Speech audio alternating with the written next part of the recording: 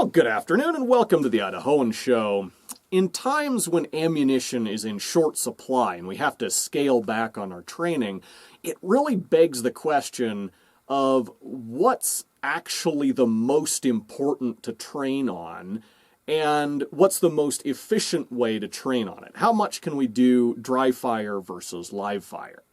Now, lately, I've heard some pretty bold statements from other YouTubers to the effect that you can train on almost everything just doing dry fire.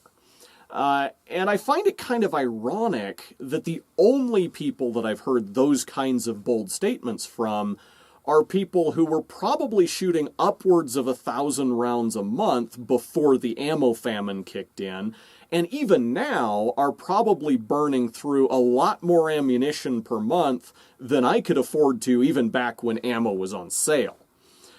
So I tend to take those kinds of assertions with a grain of salt.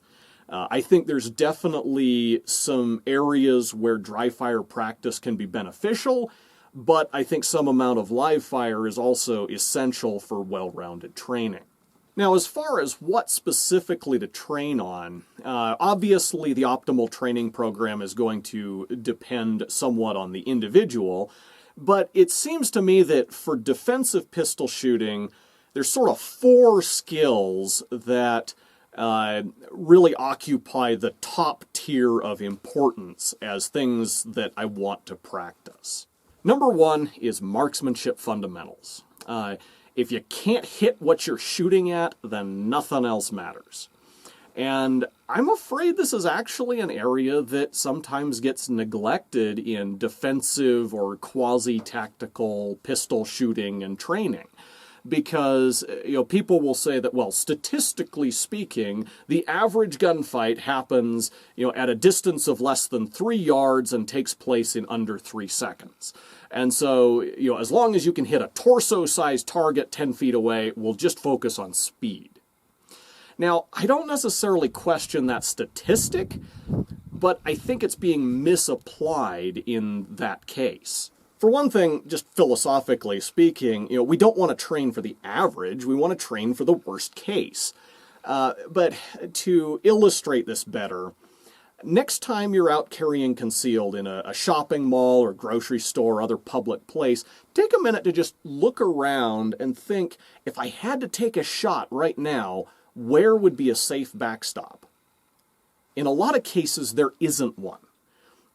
There's people all around. There's displays and merchandise and, things that you can't see through, but that wouldn't stop a bullet.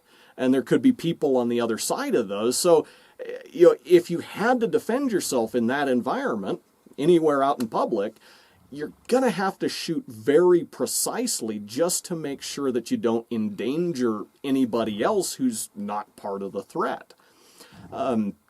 As another exercise or illustration, next time you go to the range, drive your nicest, most expensive vehicle, and when you get to the range, put a soda can on the hood right up next to the windshield, and then step back about 10 feet, typical self-defense distance, and ask yourself, would I be comfortable doing a fast draw and shooting that can off my car? I know I, for one, probably would not be comfortable with that. Hopefully this serves to illustrate the vital importance of precision in defensive shooting, which I think is sometimes underappreciated. And finally, still on the subject of precision, just from a training standpoint, I think it's much easier to shoot faster and less precisely than you're used to than the other way around. So, if you're setting up a 6-inch target at 50 yards and you're used to shooting that, then it is pretty easy to move that target up to 5 yards and go a lot faster and still hit it. Whereas if you're used to shooting it quickly at 5 yards, that doesn't guarantee that you'll be able to hit it at all if you move it out to 50. So when it comes to defensive shooting practice, I tend to err on the side of using smaller targets, maybe soup can sized as opposed to torso sized, and I set them up typically at ranges of 5 to 15 yards, which is going to require a much greater degree of precision than a lot of the practice that you see in defensive shooting these days. Now, as far as training methods, I think the one area of marksmanship fundamentals where dry fire practice is beneficial is trigger control. Just take an empty gun, point it at the target, pull the trigger, and see if the sights move off target. And if you're pulling the sights off target when you pull the trigger, then keep practicing until you can pull the trigger without pulling the sights off target.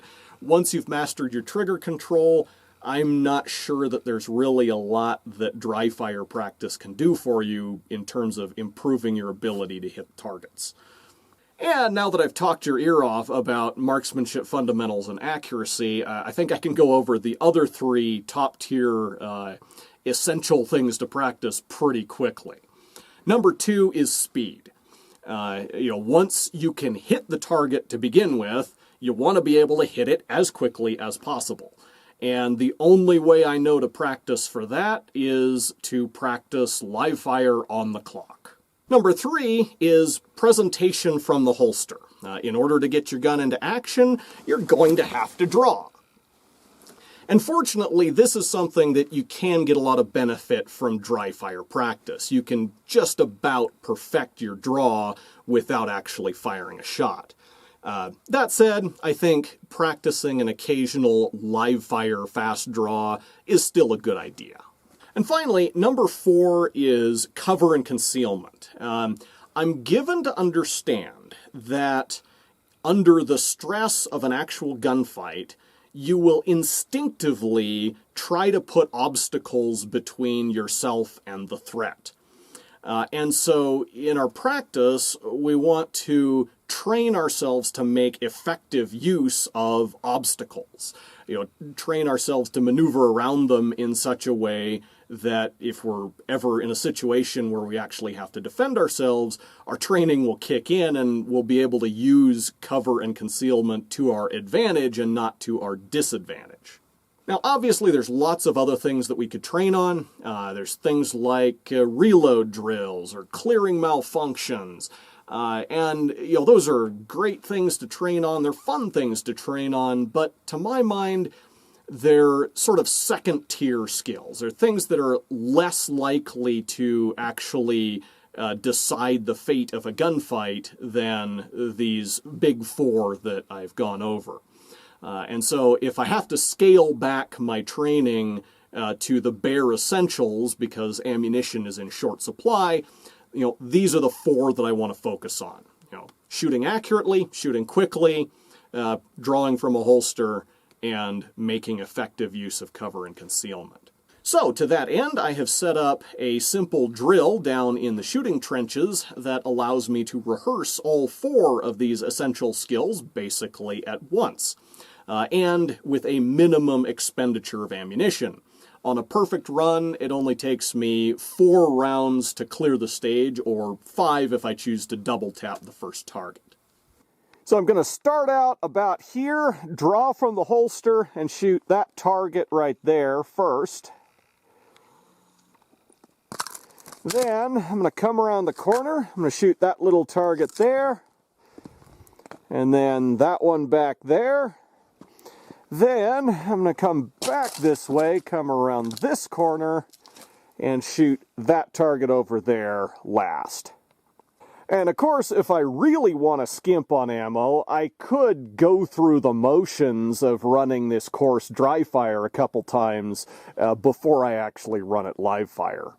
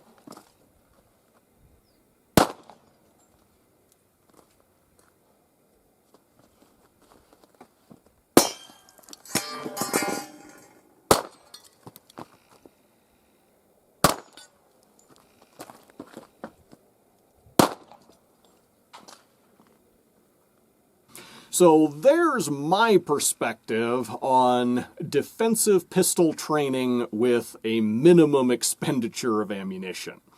Of course, I realize that just about everyone seems to be posting low ammo drills these days, so hopefully this isn't too cliche. Anyway, until next time, thank you for watching the Idahoan Show.